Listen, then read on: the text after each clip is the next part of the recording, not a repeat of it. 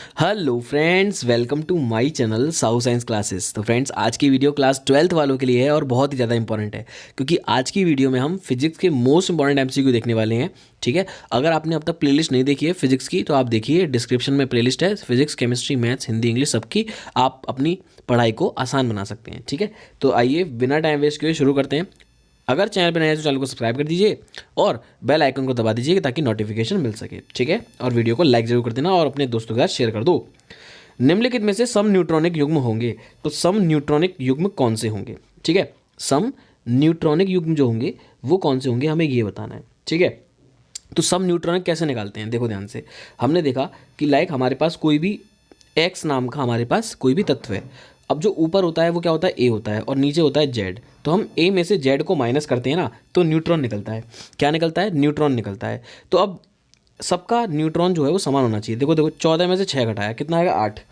17 में से 13 में से 7 घटाया कितना आएगा? 6 आएगा। तो ये दोनों बराबर नहीं है, इसका लिए कैंसिल हो जाएगा। क्लियर हो गई मेरी बात? अब देखते हैं ये वाला। 14 में से 6 घटाया तो 8 बचा, 14 में से 6 घटाया तो 8 बचा, और 14 में से 7 घटाया तो 7 बचा। ये भी नहीं हो गया, ये भी कट गया।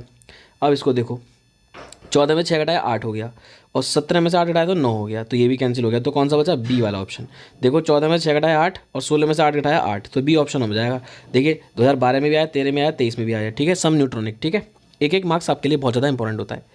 नाभिकीय बल की प्रकृति होती है, कैसी होती है? वैद्युतीय होती है, चुंबकीय होती है, गुरुत्वीय होती है, या इनमें से कोई नहीं?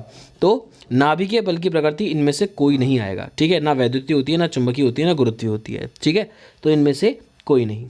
इसके बाद नेक्स्ट देखते हैं, नाभिकीय कणों बलों के लिए विनिमय कण है। तो विनिमय कण नाभिकीय बलों के लिए अगर हम बात करें, ना प्रोटॉन है, ना न्यूट्रॉन है, ना पॉजिट्रॉन है। ये मेसॉन नाम का एक जो विनिमय कण होता है वो होता है। ठीक है, तो विनिमय कण ये होगा, वो मेसॉन नाम का एक कण होता है। ठीक है, उसके बाद देखते हैं, दो परमाणु के परमाणु क्रमांक समान परंतु परमाणु द्रव्यमान भिन्न है, तो वो क्या होंगे? तो परमाणु क्रमांक क्या समान है? क्रमांक समान है। क्रमांक मतलब उनका क्रम, यानी कि उनका स्थान, तो समस्थानिक हो जाएंगे। क्या हो जाएंगे? समस्थानिक।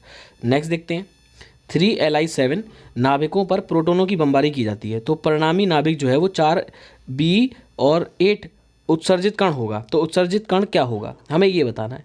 ठीक है, तो उत्सर्जित कण क्या होगा हमारा? गामा फोटोन होगा। क्या होगा? गामा फोटोन होगा। ठीक है, नेक्स्ट देखते हैं, किसी नाभिक से गामा किरणें उत्सर्जित होने पर परिवर्तित होती हैं। किसी नाभिक से गामा किरणें जो हैं वो उत्सर्जित होने पर परिवर्तित होती हैं। प्रोटॉन संख्या, न्यूट्रॉन संख्या होती है। प्रोटॉन व न्यूट्रॉन दोनों संख्या होती है, ना प्रोटॉन और ना ही न्यूट्रॉन संख्या होती है। तो इसका आंसर बहुत ही ईजी, 6 का डी, यानी कि गामा किरणें उत्सर्जित होती हैं तो प्रोटॉन और न्यूट्रॉन की संख्या में कोई भी परिवर्तन नहीं होता है। ठीक है, नेक्स्ट देखते हैं, एक तत्व के परमाणु जो कि द्रव्यमान में भिन्न है परंतु समान प्रकार के हैं, रासायनिक गुण रखते हैं, तो वे क्या कहलाते हैं? ठीक है, तो क्या कहलाते हैं? वो समभारिक कहलाते हैं, क्योंकि द्रव्यमान में भिन्न है तो भार समान है, यानी कि समभारिक हो जाएगा। नेक्स्ट है 4PO18, ये थोड़ा सा मिसप्रिंट है। नाभिक में न्यूट्रॉनों की संख्या है ना, ये ऊपर से थोड़ा सा मिसप्रिंट है, यहाँ पर कुछ और आएगा, इसको मैं देख लूँगा, इसको छोड़ दीजिए। नेक्स्ट देखते हैं, कण जो 92 यूरेनियम 238 के नाभिक में उपस्थित नहीं है। तो ऐसा कण जो 92 यूरेनियम 238 के नाभिक में उपस्थित नहीं है, तो देखो नीचे वाला तो प्रोटॉनों की संख्या होती है और यही इलेक्ट्रॉनों की संख्या होती है, और इसमें से इसको माइनस कर देंगे तो न्यूट्रॉनों की संख्या आ जाएगी। तो क्या हो जाएगा इसका आंसर?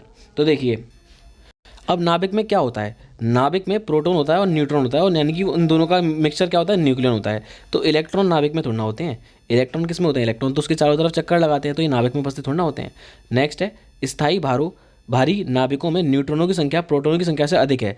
इसका कारण है यह है कि, तो देखो, स्थायी भारी नाभिकों में क्या है कि न्यूट्रॉनों की जो संख्या है ना वो प्रोटॉनों से अधिक है। तो इसका कारण यह है कि, तो इसमें से इनका कारण क्या होगा वो हमें बताना है। कि सबसे पहला, न्यूट्रॉन प्रोटॉन से अधिक भारी होते हैं, ये तो नहीं होता है। प्रोटॉनों के बीच स्थिर वैद्युत बल प्रतिकर्षणात्मक होता है, तो ये सबसे ज़्यादा इंपॉर्टेंट है ना, क्योंकि इनके बीच में क्या होता है? बल लग रहा होता है प्रतिकर्षण का, क्योंकि इनके बीच में समान क्या होता है? समान आवेश होता है, इस वजह से। नेक्स्ट है 11, युग्म उत्पादन के लिए गामा फोटोन की न्यूनतम ऊर्जा। तो इसको याद रखिएगा, मोस्ट इंपॉर्टेंट है, एग्जाम में पूछा जाता है कि इसकी जो होती है 1.02 मेगा इलेक्ट्रॉन वोल्ट होती है। 1.02 मेगा इलेक्ट्रॉन वोल्ट होती है। सूर्य की विकिरण ऊर्जा का स्रोत है। तो सूर्य की विकिरण ऊर्जा का स्रोत क्या होता है? क्या मैंने बता रखा है? नाभिकीय संलयन होता है। क्या होता है? नाभिकीय संलयन होता है। नेक्स्ट देखते हैं, ताप नाभिकीय अभिक्रिया है। 3 1H2 एरो 2He4 प्लस ये दिस में अभिकारक की प्रति न्यूक्लियन निष्कासित ऊर्जा है। तो प्रति न्यूक्लियन जो निष्कासित ऊर्जा है वो क्या होगी इसमें, तो वो हो जाएगी आपकी प्रति न्यूक्लियन जो होगी वो 3.6 MeV हो जाएगी। कितनी हो जाएगी, 3.6 MeV हो जाएगी। बाकी न्यूमेरिकल वाले जो क्वेश्चन हैं उनको मैं अलग से भी करा दूंगा। नेक्स्ट है हाइड्रोजन नाभिक की बंधन ऊर्जा है। तो हाइड्रोजन, ये बहुत इंपॉर्टेंट है, ये बच्चों के प्री बोर्ड में भी आया था। तो हाइड्रोजन नाभिक की जो बंधन ऊर्जा है वो कितनी होती है, वो होती है 0। हाइड्रोजन नाभिक की कितनी होती है, 0 होती है। नेक्स्ट है 1 AMU के तुल्य ऊर्जा है। तो 1 AMU के तुल्य ऊर्जा क्या होती है, तो ये होती है 931 MeV। ये तो बहुत पुराना क्वेश्चन है, ईजी है, ठीक है। ये प्रति न्यूक्लियन वाला मैं न्यूमेरिकल में करा दूंगा। दी गई नाभिकीय अभिक्रिया में x प्रदर्शित करता है। तो x किसको प्रदर्शित करता है, यहाँ पर देखिए x किसको प्रदर्शित करता है, तो x जो है यहाँ पर आपका इलेक्ट्रॉन, न्यूट्रॉन, न्यूट्रिनो या प्रोटॉन।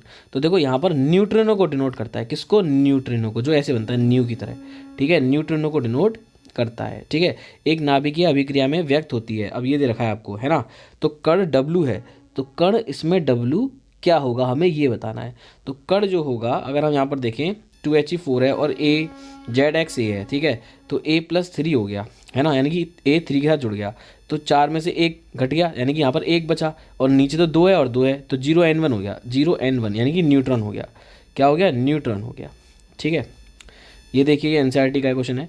किसी नाभिकीय रिएक्टर में अवमंदक विखंडन प्रक्रिया में मुक्त न्यूट्रॉनों की गति को मंद कर देते हैं। अवमंदक के रूप में हल्के नाभिकों का प्रयोग किया जाता है। भारी नाभिक यह उद्देश्य पूरा नहीं कर सकते हैं क्योंकि वे टूट जाएंगे। भारी नाभिकों के साथ न्यूट्रॉनों का प्रत्यास्थ संकट उन्हें धीमा करेगा। रिएक्टर का नेट भार अत्यधिक हो जाएगा। भारी नाभिकों वाले पदार्थ कक्ष ताप पर द्रव अथवा गैसीय अवस्था में नहीं पाए जाते। तो क्या हो जाएगा इसका आंसर, तो इसका आंसर हो जाएगा भारी नाभिकों के साथ न्यूट्रॉनों का प्रत्यास्थ संकट उन्हें धीमा नहीं करेगा, ठीक है। ये न्यूमेरिकल है। अब देखिए ये समीकरण 4 1H1 और 2He4, ये 2 + बीटा क्यू क्या व्यक्त करता है। देखो 2023 का ये क्वेश्चन है, ठीक है, मोस्ट इंपॉर्टेंट है, 2023 का क्वेश्चन है। तो देखो हम क्लियर दिख रहा है हमें यहाँ पे कि यहाँ पर कुछ बड़ा बन रहा है, छोटे से बड़ा बन रहा है, बड़ा बन रहा है मतलब नाभिकीय संलयन।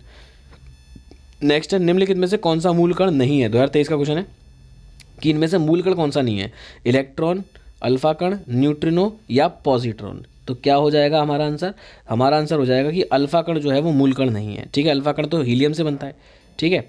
नेक्स्ट है दी गई नाभिकीय अभिक्रिया में x है। तो x क्या है इस नाभिकीय अभिक्रिया में, 2023 का ही क्वेश्चन है। तो देखो 7N14 और ये 1 आ गया तुम्हारे पास, ठीक है। अब देखो 7N14 है और साथ में ये तुम्हारे 1 आ गया। अब यहाँ पर तो देखो 14 आ गया। अब नीचे क्या हो गया, 7 + 0 7 है। तो देखो एक तो नीचे का बचा तुम्हारा, एक तो नीचे का 1 बचा 1, और एक ऊपर का 1 बचा तुम्हारे पास 1। अब 1 और 1 किस में होता है हमें ये सोचना होगा। तो 1 और 1 जो होता है वो प्रोटॉन में होता है, किस में होता है, प्रोटॉन में। तो यहाँ पर प्रोटॉन आ गया या फिर 1H1 लिख सकते हैं, ठीक है। तो ये हमारा आंसर हो जाएगा, ठीक है। आई होप आपको ये समझ में आ गया हो। अगर वीडियो अच्छी लगी तो वीडियो को लाइक करिएगा और चैनल पर नए चैनल को सब्सक्राइब कीजिएगा। बाकी आपने अब तक कुछ नहीं देखा है तो जाइए और विजिट करिए प्लेलिस्ट को, ठीक है। मिलते हैं बहुत जल्द नेक्स्ट वीडियो में, तब तक के लिए गुड बाय गाइस।